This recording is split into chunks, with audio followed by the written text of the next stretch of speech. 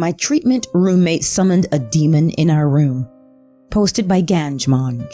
One time back in 2008, when I was a teenager, I was sent to a treatment center down in Texas because I was considered a flight risk. History of escaping custody.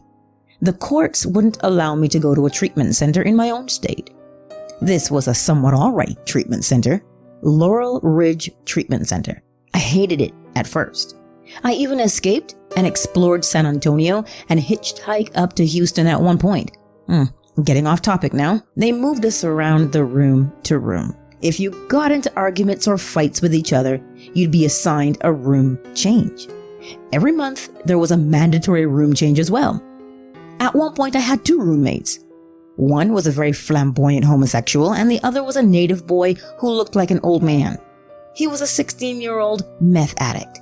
He told me stories about how his family is all devil worshippers and how they used to torture him, especially his big brother. He showed me his scars and told me some of the most messed up stuff I've ever heard. One night, it was pretty late, but I hear the native boy muttering something to himself over and over again. He was sitting cross-legged on top of his bed with his palms on his knees. Looked like he was meditating. Well, I got irritated because we already didn't like each other. I'm a half native. We get a bad rep, and we always get shit from full-blooded natives, especially if you look white, which I do. And he was full-blooded. I was proud to be a member of my tribe. He didn't like the idea.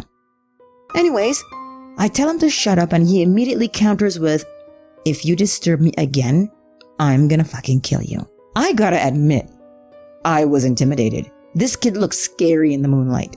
So, I'm just laying in my bed watching this crazy kid mutter, "I'm here, you're here, I'm here, you're here, I'm here, you're here, show yourself," over and over again. I guess this is some sort of spirit-revealing chant. Ever heard of it? I'm wondering what the hell he's trying to achieve, when all of a sudden, a 6-foot-tall man walks straight through my wall and slowly starts walking towards him. Well, I was terrified. I've never seen anything like this before. He looked like he was physically there. Wasn't see-through or shapeless or anything like that. He had buff goat legs covered with black fur. He even had a little goat tail. He was buff as hell. I guess some demons wear clothes because he was definitely wearing a black, sleeveless muscle shirt. He had hair that reminded me of a black lion's mane, with slim, sharp, pointy horns protruding from the top of his head, about a foot high. So altogether, he was more 7 feet tall. I didn't get a look at his face. I immediately ball up in the corner of my bed. This creature had a terrifying aura. I'm not one of those people who talk about auras and energy all the time either, but you can feel a heavy pressure of pure fear in the room. It's like he was an RPG character with a fear spell that had like a 10-foot radius. Silly, I know, but this is the best explanation I have for how I felt. I start screaming, "What the fuck?" over and over again. All I wanted at that point was to turn the lights on, but the creature was between me and the wall with the light switch. My other roommate heard me screaming and woke up as well. He saw it too. He said, "What in the world?" and reached over to the light switch and turned on the lights. The demonic creature just disappeared. The summoner's roommate looked at both of us like he was thinking, "Did you see that?" and smiled and laid down and went to sleep. Me and my other roommate just sat there staring at each other, speechless. We both knew what we saw, but we didn't want to believe it.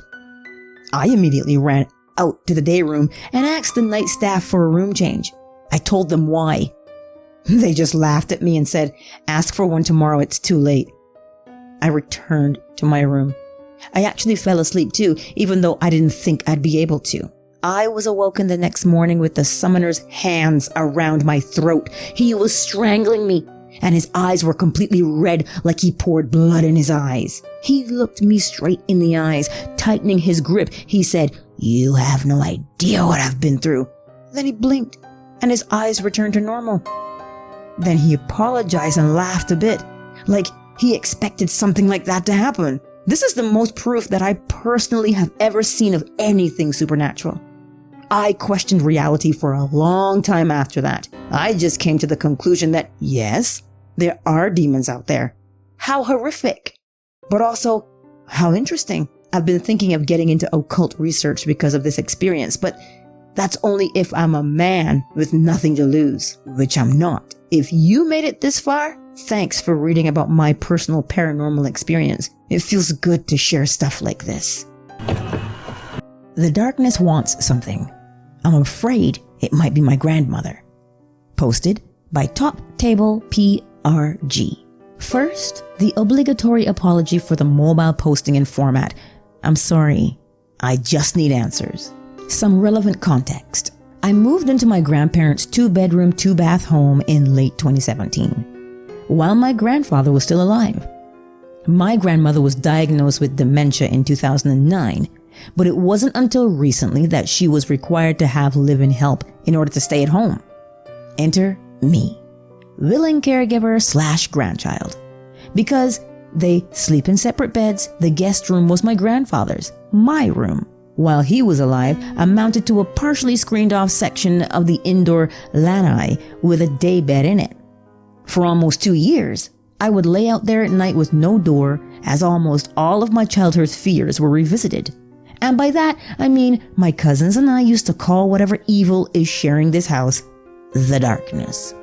So of course, the first week I slept out there in the thick of it was hell.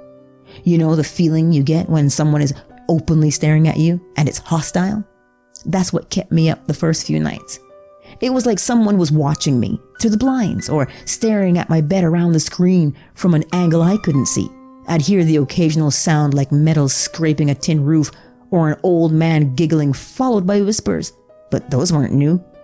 My cousins and I have been hearing weird shit in this house out the gate, so the noise didn't stick out much until later. Even so, I was crawling out of my skin to be so close to the darkness, nothing between us but the air itself.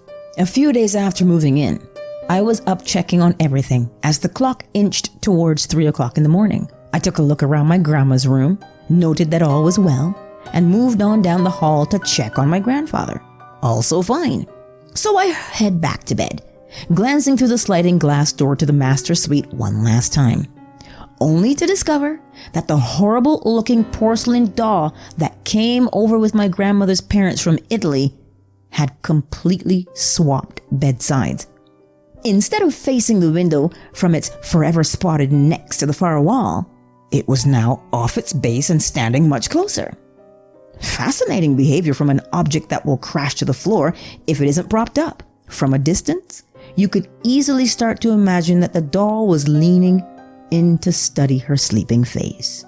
My grandmother likes to joke about how when we were very young, not one of her 4 grandkids would close her eyes to sleep until that thing was covered up.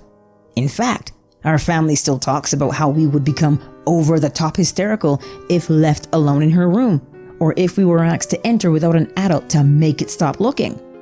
I spent the rest of that night perched on the lanai directly outside her glass door, making my presence known a few times an hour. My grandmother, still to this day, refuses to let me put the doll in storage. Another few weeks passed. A few more nights of the walking doll came and went, but no one was harmed. Then I started noticing that the portrait of the Virgin Mother Mary, also an imported Italian heirloom, seemed to be the source of the guttural whispering that has haunted us all these years. But only in the middle of the night, and only after the old man giggles loudly from somewhere near the living room. These 2 occurrences do not happen unless together.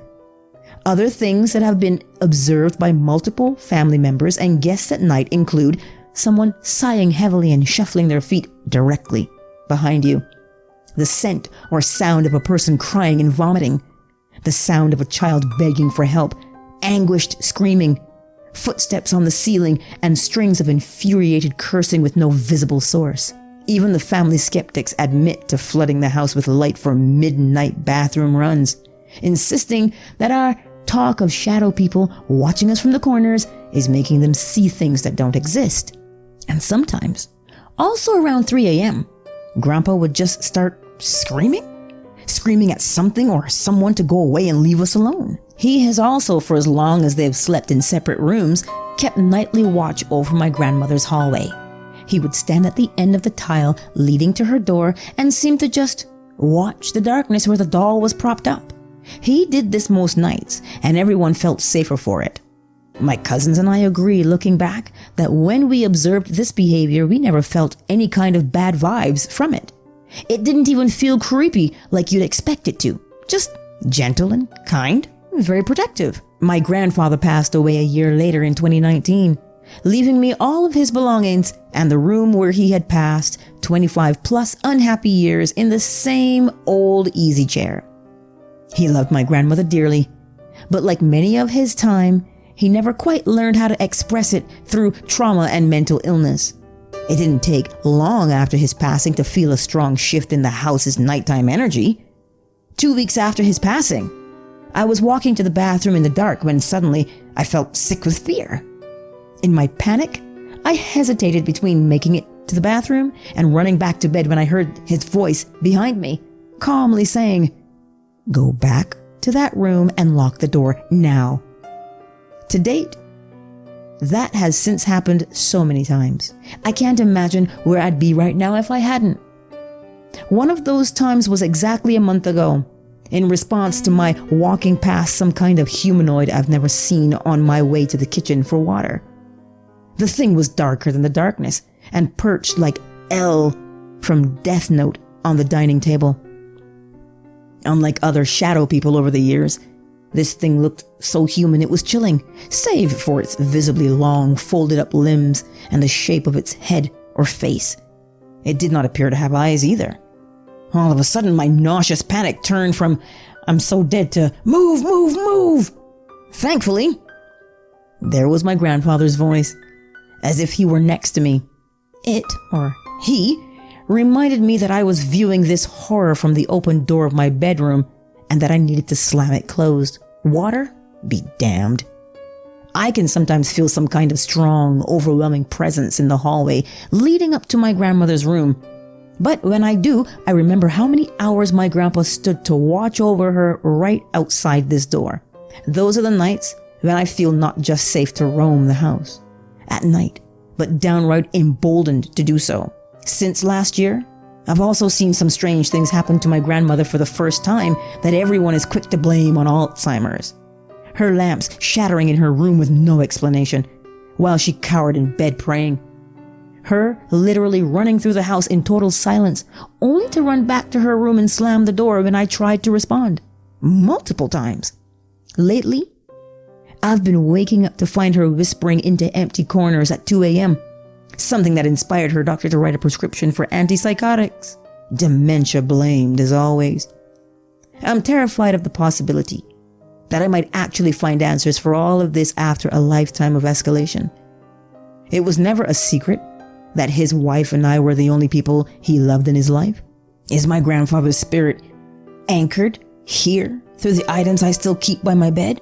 Specifically a watch that seemingly never runs out of battery and announces the time out loud on the hour every hour. Is he protecting us from something that scared him while he was alive? His late night shouting matches with no one. The constant, almost anxious watch over my grandmother's hallway.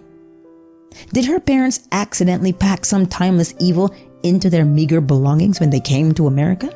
That horrible doll, the portrait, the sewing machine? My family is very Catholic and very superstitious. I'm hoping this new humanoid will finally convince them to contact a priest. In the meantime, any and all suggestions or insights are welcome. Thank you so much in advance. I love my grandmother dearly, and I consider it my job to protect us both.